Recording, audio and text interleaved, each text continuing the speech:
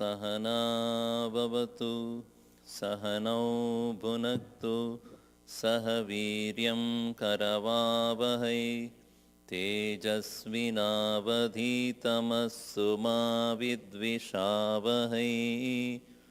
ॐ शान्ति शान्ति शान्तिः।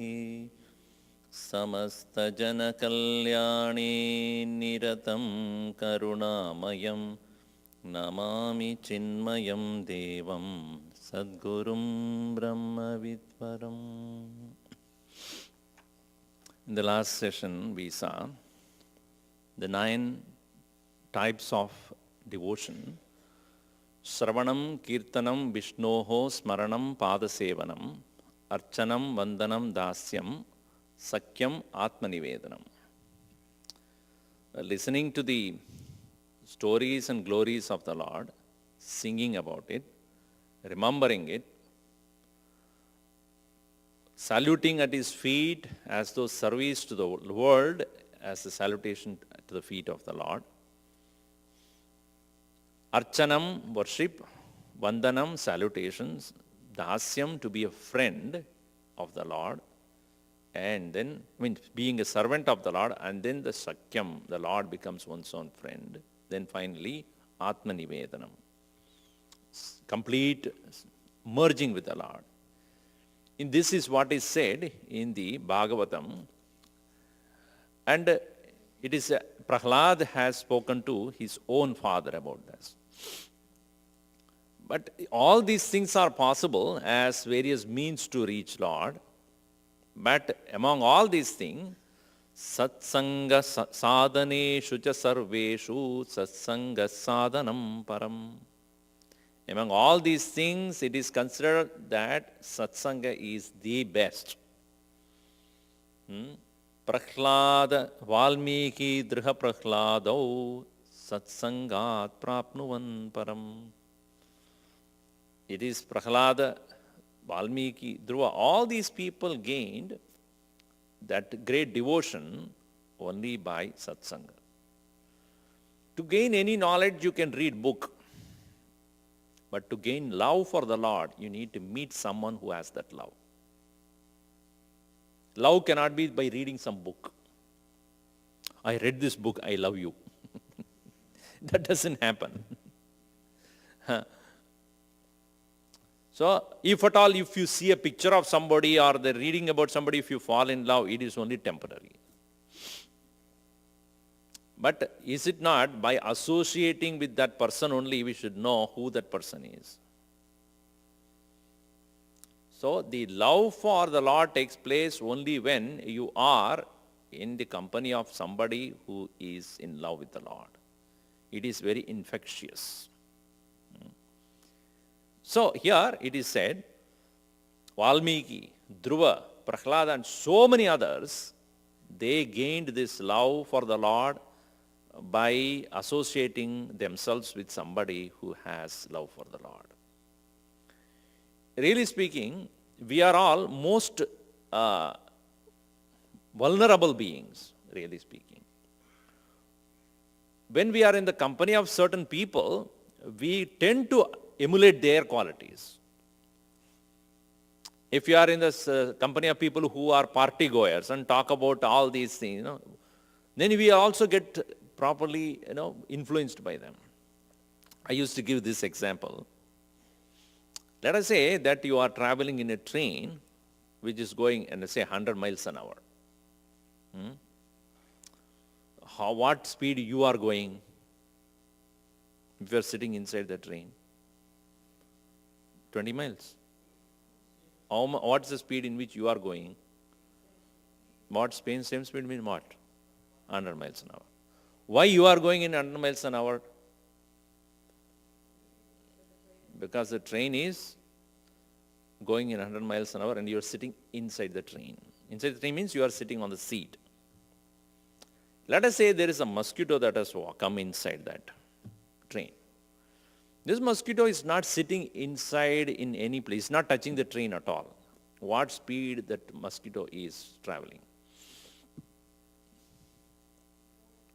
Can mosquito travel 100 miles an hour?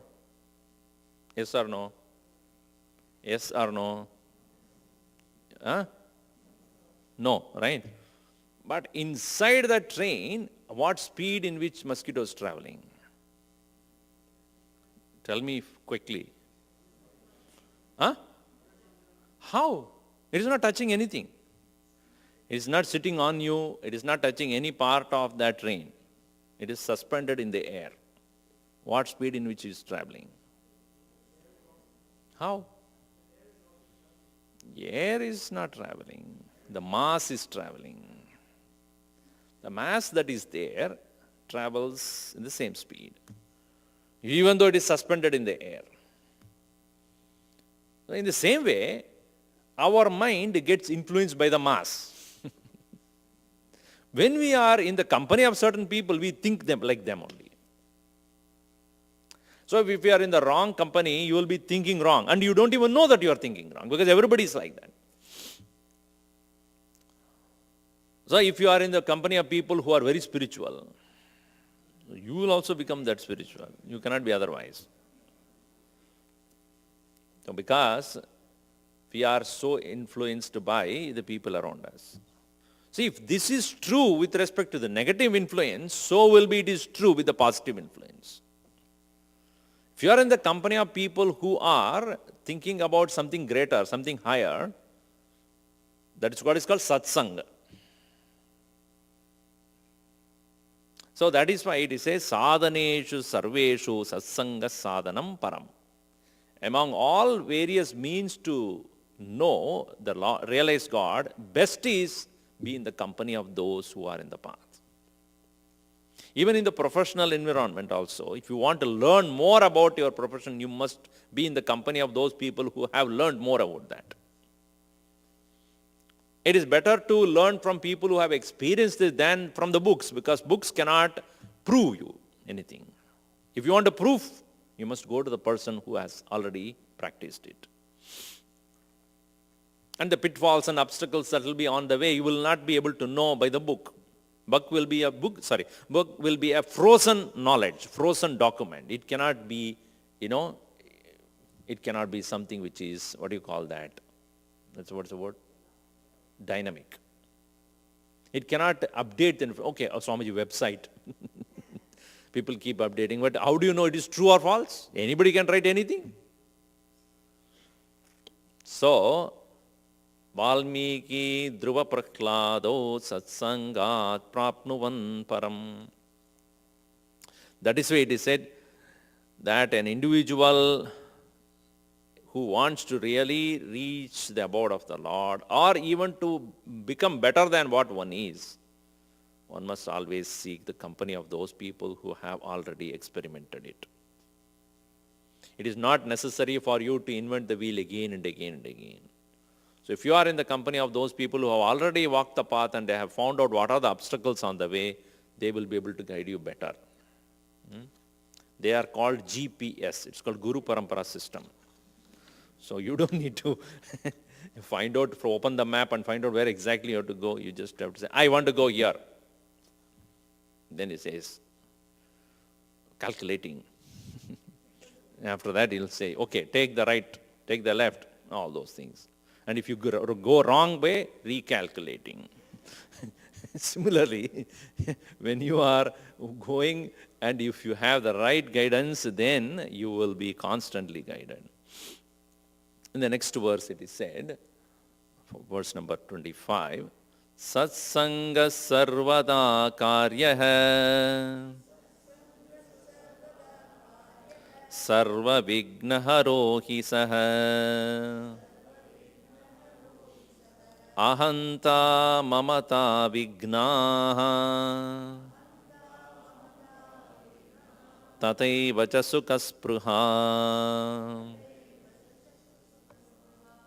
tataiva cha sukhaspruha. Therefore, sarvada satsangaha karyaha. Therefore, one should consciously engage in being in the company of people who think positively. Sarva vigna harohi saha. Because it is that, satsangaha, Sarva Vignaharaha. It is a destroyer of all various obstacles on the way. Because we ourselves, with all the knowledge that we have so far, we cannot predict what are the possible obstacles on the way. What are the possible impediments, troubles that we get on the way. See, a person who doesn't want to go anywhere will not have any trouble at all. If I do not want to walk and go anywhere, I will have no trouble. Only those people who would like to be different from what they are right now or want to move forward will find there are certain obstacles on the way. One who does not want to do anything will have no problem at all. He will be a problem for all others. Problem will come only when you try to do something. Our Gurudev went to some center, one of the centers like this, and he asked this question to that Swami there. So, how is it going here in your center? Swamiji, no problem at all. Then Swamiji said, then you are not doing anything. You are waste. Only if you try to do something, there will be a problem. So, Sarva Vignahara means it is destroyer of or remover of all obstacles, means where you attempt to become something, attempt to do something, you will face trouble, and the right people, you will get the right knowledge. So, somebody would say, why should I even go to anybody to ask or be in the company? I am fine with myself. That means you will be status quo. Nothing happens. Some people will tell me, Swamiji, I am such a person, nobody can change me. So, such a person will never find anything interesting in his life. Because you are not decided to improve yourself, there is no question of you becoming better. And if you have not destroyed your obstacles, see, when we are able to overcome certain obstacles in our life, we become to that extent strong. The same obstacle, when it comes to you again, you know how to handle it. So when you are in the company of people who have already walked the path, they know exactly these are the problems you will face. For example, if I suggest to you that you must spend at least 5 to 10 minutes every day to sit down and quietly do, say, Nama Japa, name of the Lord, you take it up and chant. Only when you start doing it, you will find how difficult it is to do. 5 minutes, I can do it. Try. Sri Ram, Jai Ram, Jai Jai Ram, Sri Ram, Jai Ram, Jai Jai Ram. The Jai Ram fellow did not give me back the money which I gave to him. $100 he gave to him some 2 weeks back, and he has not given me. Such a useless fellow. I don't know what he earns or something. I think he's spending so much time. I know a credit card should be much more than what, and I don't think he pays anything. He doesn't even look at my face, because I will ask him the question, where is that $100? Where is your mind?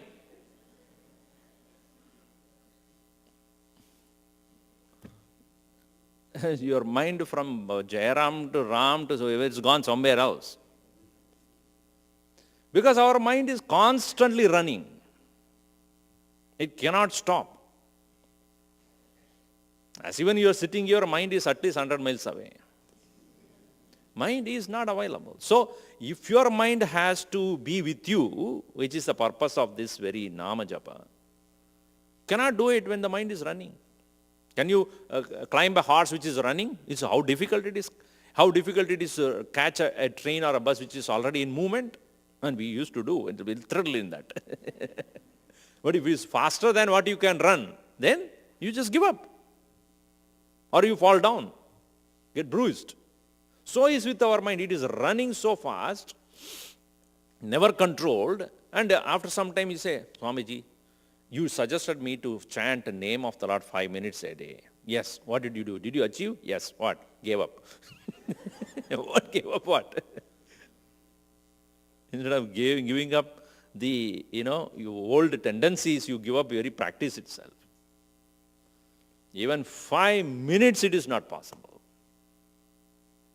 So only when we start doing something different from what we have been doing, then you will know how difficult it is. So Vignam, or the obstacle, will come only for a person who is trying to change. Give up a habit, how much difficulty it is. Sarva vigna haro hi saha. And what is this most difficult thing that will come as obstacle for us when we come to have satsang? Ahanta, mamata and sarvaspruha, sukaspruha. I-ness, minus and seeking joy outside. These are the three obstacles. I, my, and I want. These three things are the most difficult things to overcome. The ego which asserts itself I, and it owns things as mine and wants things as spruha. These are the three things very difficult to overcome. And we are in the company of people who never have bothered about it. Everybody is like that, so you have no problem at all. And everybody is foolish, and you are also foolish. You don't even know that you are foolish. So when we are in the company of people who have that strong ego, strong possessiveness, and wanting, always talking about greed, about this, I want this, I want to go here, I want to experience. And you also say, I am also like that. There's nothing wrong. Because we are not seen otherwise. And if at all we imagine a state where there is no desire at all, we think it's a boring, Swamiji. When there is no desire at all, what is there to look forward in the life? And our excitement is only when we go towards something which we don't have. We want to achieve that and, I got it. The problem is when you are so happy, so feeling proud about things that you own and possess, much more is the pain when it is taken away from you. The pain you don't understand, the more that possession takes place, the greater will be the pain when it is lost. That mamata is there, that possessiveness is there, and for such a person, any loss will be a greatest pain. So, the obstacles that are on the way in true self-perfection is ego that is asserting itself, mamata that is over-possessive, and sukaspruha, seeking happiness in things outside. When we are beggars of love, we can never be a giver of love. When we are beggars of peace, we cannot be at peace. So our mind is constantly a slave to things. How can it ever find itself a master? See, like Hanumanji, when he first met Sri Ram, before that, it was Sugriva who said, he was running away from his own brother. Yes, you know the story. And because he was being chased by Vali and he ran here and there, finally Rishyamukh Parvata, that's where he went and stayed. A mountain called Rishyamukh. And he was hiding because Vali can catch him anytime. His minister was Hanuman. So he is always afraid somebody will catch him. Some way or the other, Vali will catch him. And one day as he was sitting there in the mountain, he saw two young princes walking by. And he said, oh my God, he's sending somebody here to catch me. So he says to Hanuman, please go and find out these two guys who are coming there. Looks like they are coming for me. And so please find out who they are. And I am so afraid now. Because Vali cannot come he has a curse. He cannot come into that mountain. So he can send anybody else. So these people, maybe those who are coming to catch me. Go please, come on, quickly. So Hanumanji said, this darpok, to him I am a minister. What a tragedy.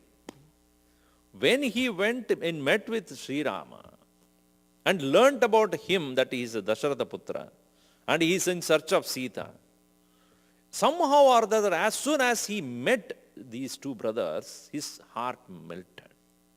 He said, these people are the real people to whom I have to serve. And that darpok, that fellow who is running for life, is not my master. Because master must be one who must be ruling himself as well as others. And that fellow cannot even rule himself. He is a slave to his own fear. How can he be my master? So he really discovered who is the real master. Who is the real Swami? Who has no fear of anything, who is master of himself, he alone can be my Swami. Right? So if we are of weakness, if we are afraid of our own self, we are afraid of our own mind, afraid of the world, cannot withstand our own thoughts, then how can we be at peace? How can we be at joy? So, this satsanga is that which reinforces your true strength, makes you fearless, able to control your own mind. And by what? By removing the ego, ahamta, a possessiveness, mamata, and enslavement with the objects of the world. Sarva sukha spruha. Ahanta mamata chaiva, ahamta mamata vignaha, tadeva cha sukha spruha. So that is the reason why one should reach the very company of those people who have mastered themselves. A master of oneself does not seek any kind of a favor from anyone, does not seek necessarily any true joy or love and happiness and peace from anybody else. He must be a giver of that. He must be a constant supplier of that true joy. So that is why here in one place, beautifully, Tulsidas ji writes, Bandhavu santa asanchana asajjana charana dukkha prada ubhaya beech kach bharana. He says that both the people who are dussangis and satsangis, both of them I salute. Bandhavu santa asajjana charana. I salute the feet of both those who are sajjanas, good people, and asajjana. Why? Dukkha prada ubhaya. Both of them give me unhappiness. Both of them give unhappiness? Yes. How?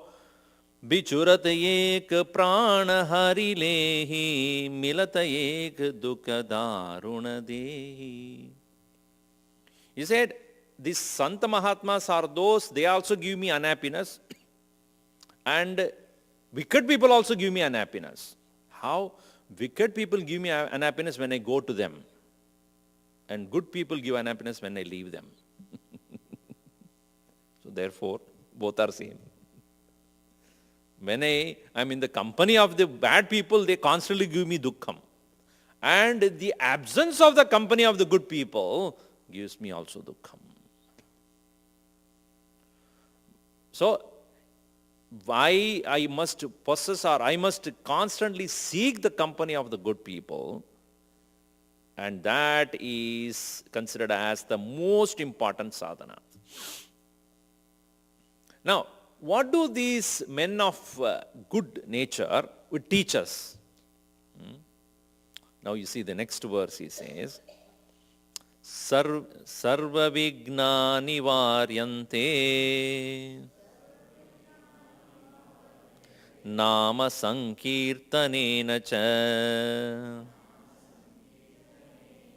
Rama nama mahat punyam Smaraniyam kshane kshane. If you say, Swamiji, we do not have the opportunity to have the company of good people, what do we do? Number one. Or, it is not always possible, we can have at some time the company of good people. First of all, we should know who are the good people. What is the qualification of the good people? Are they well dressed? Are they famous? Is it the name and the fame and the prestige and position and the power, the dress, the other thing, is that what makes a good people? No, we know that. How do we judge a good person, first of all? How do we know if the person is good? First thing is, a good person does not credit himself for anything happening good to him. It is because of me it happened. It is because of I it happened. It is because of this, who I am it has happened. No. A good person always understands that he is only an instrument. Anything good happens or anything bad happens, he doesn't own it. The moment a person owns whatever it is happening in his life, either he becomes depressed or he becomes proud and arrogant. Men of goodness do not ever, they will not ever own up anything that is greatly done by oneself or any kind of dejection that one goes through. That is why they are able to balance themselves. Secondly, they always engage in teaching and even empowering others to do good things. Because their selfishness, self-centeredness is not there. They engage in this world only to make sure that people are happy and what they do is good for others. Because their own selfish agenda is not there in any place. In case if you do not have the company of such people, then what you should do? Or even if you are in the company of such people, what do they teach you? Sarve vigna nivaryante, all obstacles will be destroyed. Nama sankirtanena cha, by constant remembrance of the Lord through uttering His name. See, we may think that, this is an old idea. I know it. My grandfather also said this thing. My granny also said this. See, they might have said because they have been told by somebody. But we should intelligently understand what it means. Nama Sankirtanam. Ramanama Mahat Punyam Smaraniyam Kshane Kshane. Kshane Kshane Smaraniyam. In every moment one should remember this. Ramanama, the name of the Lord. Now, let us see. We cannot take credit for the world that is around us. It's already there. Nobody is owner of this world. Nobody. Every one of us are visitors to this world. We visit, let's stay for some time, do something good and move out. We are not the owners. Just like when you go to a hotel for a vacation, you go there someplace, you stay in a hotel, you stay for a while and then you keep going. You are not the owner of that place, right? Similarly, we are not the owner of this place. When we are here, we can do whatever best we can and then move out. Now, in the religious tradition, what is it? God created this world. God has made this world for you. You must remember Him very fondly. But we say, I read a beautiful statement, what is the difference between religion and spirituality? Religion says that be afraid of hell. You must be constantly afraid of hell. All religions, they teach about hell, which is such a pain and sorrow and so much of suffering is there. And if you do not want to go to hell, then you should remember God. So they always teach about the gory, suffering state of hell. That is religion. Another 5 minutes. Spirituality is for those people who have already gone there and come back. Close the door, please. Religion is for those people who have not yet gone. Spirituality is for those people who have gone and come back. Meaning what? They know it is suffering. Suffering is there. So then only you really understand that how not to anymore suffer there. It is not out of fear, it is out of understanding. So what it means is that when we are living in this world, we experience both good and bad, right and wrong, joy and sorrow, everything. So long as we do not keep our mind in balance, we constantly suffer the consequences of our own actions. So the way to overcome the imbalance, the way to overcome this weakness, The way to overcome these possible such pitfalls and possible suffering that is there in our life, we must have an anchor. We must have something which is stronger and more solid. So in the spiritual science, they say, hold on to something is stronger than you. Just like a ship that is moving, and when it has to stop somewhere in the middle of the ocean also, it has to put an anchor and make sure that it goes all the way down to the surface. If you're in the middle of the ocean, if you want to stop. Otherwise the waves will come and throw you out. If you see a ship, the ship is, let us say, from above the surface, it may be, say, 20, 30, 40, 50 feet. Below, it is 3 times more than that. You know? Is it not? Without that, it cannot stand there. So, on the surface of our personality is whatever it is, and below there is nothing, you will topple immediately, anything that happens. So, if you have to be stronger, what you think, how you are, is what we seen by the people, but within you, there must be such a depth, nobody can shake it.